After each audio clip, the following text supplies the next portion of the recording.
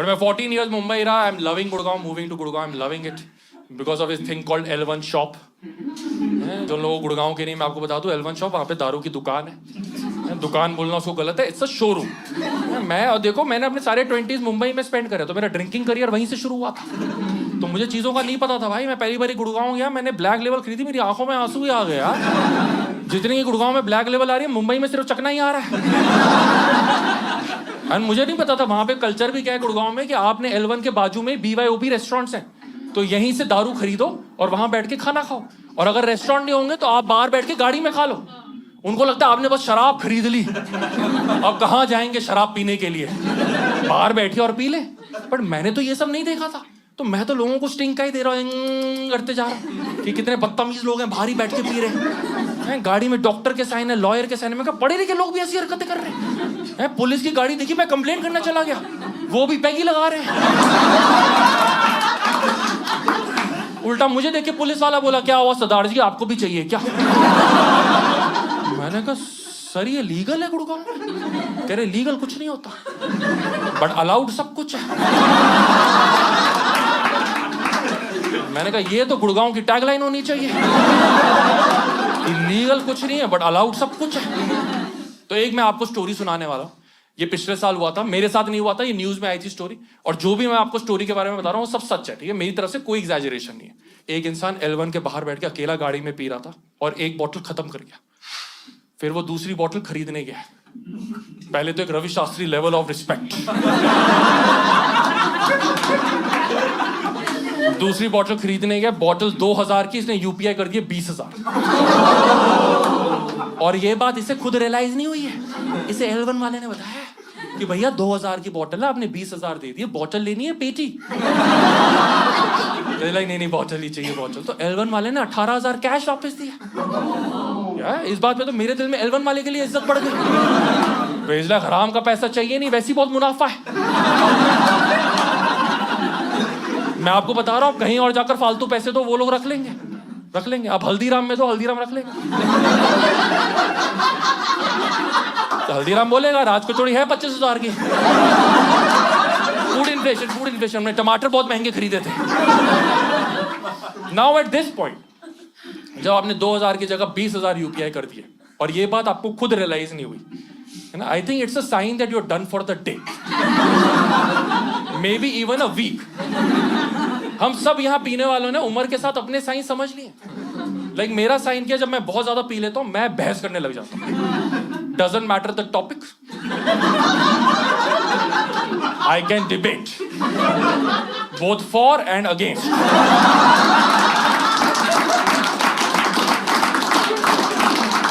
अकेला मैं ही बोलता हूं. एक बारी साउथ दिल्ली में किसी बहुत अमीर दोस्त के हाउस पार्टी में मेरी अर्नब गोस्वामी से बहस हो गई थी. अर्नब गोस्वामी पार्टी में था भी नहीं. वो टीवी से चिल्ला रहा है, मैं घर से चिल्ला रहा हूं. वो कह रहा है यू स्टे क्वाइट, मैं कह रहा हूं यू स्टे क्वाइट.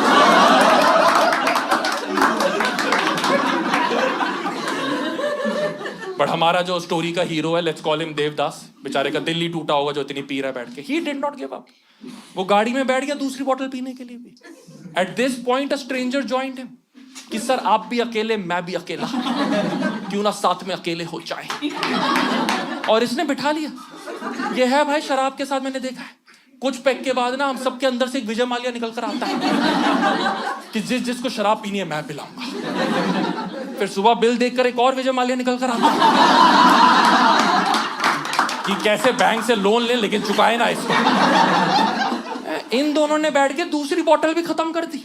मैं पक्का बता रहा हूं, इनमें वो वाली बातें होंगी कि hey bro you are my brother from another mother. सब ने करी हुई भाई, लड़कियां भी करती हैं पी के सेम बातें. मैं जब पीता हूं मैं भी करता हूं, बट मैं एक एडिशनल चीज बोलता हूं. मैं बोलता हूं you are my brother from another mother and father. मुझे सुबह उठ के कोई प्रॉपर्टी डिस्प्यूट नहीं चाहिए, तो मैं रात को ही बात क्लियर रखता हूं. इन्होंने दूसरी बोतल खत्म कर दी and they decided to call it a night. मुझे लगता है स्ट्रेंजर नहीं बोला होगा. देवदास तो तैयार होगा कि 2 लाख की UPI की लिमिट है, एक और बोतल ले आते हैं, कोई टेंशन की बात नहीं है. But then somehow stranger convinced Devdas कि देवदास की गाड़ी स्ट्रेंजर चलाएगा. और ये बात दिल्ली के हिसाब से बहुत अजीब है। आई नो आप लोगों को लग रहा है लॉजिकल बात है भाई, जिसने कम पिया वो चलाए। दिल्ली नहीं ऐसे चलता भाई। हाँ दिल्ली चलता, मेरी गाड़ी मैं ही चलाऊंगा। और शराब पीने के बाद तो बिल्कुल नहीं देते भाई। मेरी एक बारी अपने साले से बात हो रही थी, सगे वाले, सगा ही है वो, उसने बहुत पी ली। तो मैंने उसको ये भी नहीं बोला तूने ज्यादा पी ली कि ऑफेंड हो जाएगा। मैंने उसको ये बोला कि भाई मेरा गाड़ी चलाने का मन है। देगा क्या? कह रहा बहन दे दी बहुत है। अब गाड़ी भी चाहिए क्या आपको? मैं एक बारी अपने क्लोजेस्ट फ्रेंड्स के साथ पीने गया था, राइट। जिसकी गाड़ी में हम पीने गए थे उसने सबसे ज्यादा पी ली। उसने इतनी पी ली कि बॉम्बे सफायर की बोतल पे ना इतनी सी क्वीन विक्टोरिया बनी हुई है।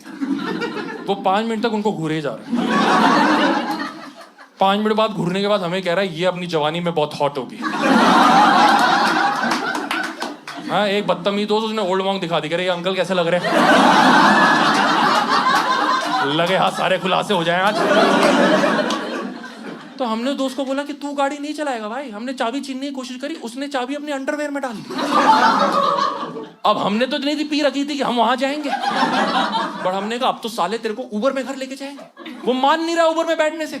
हमारी हाथापाई हुई, इसकी शर्ट फट गई, बट फिर भी हमने उबर में घर छोड़ा। फिर उबर का ड्राइवर हमें बोल रहा है कि सर पहली बार ही देखा दिल्ली में कि बंदे को पीटा भी है फिर अपने घर भी छोड़ा। काफी सिद्धांतों वाले गुंडे हैं आप।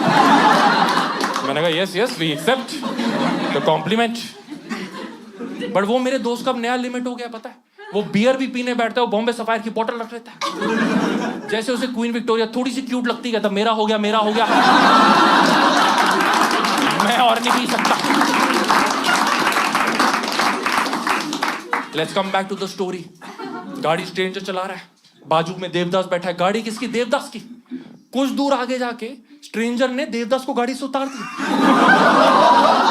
बोला तू अपने आप घर जा, और देवदास उतर भी गया।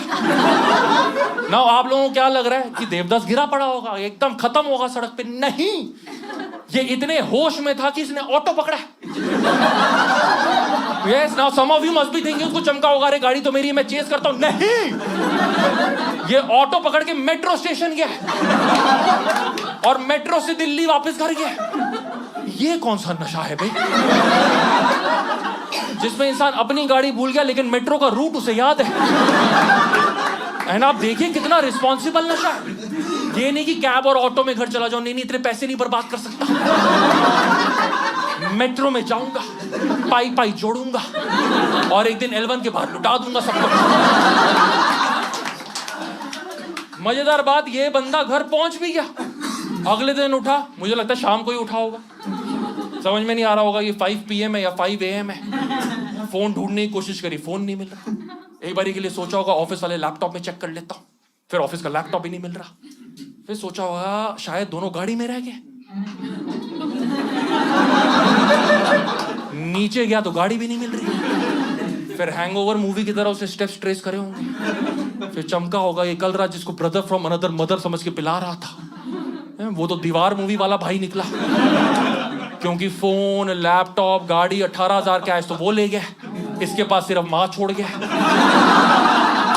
आई एम होपिंग पापा भी हो। हम पापा को पता नहीं क्यों भूल जाते हैं हमेशा। एट दिस पॉइंट देवदास ने FIR करी और वहां से ये न्यूज हम सबको पता चली है।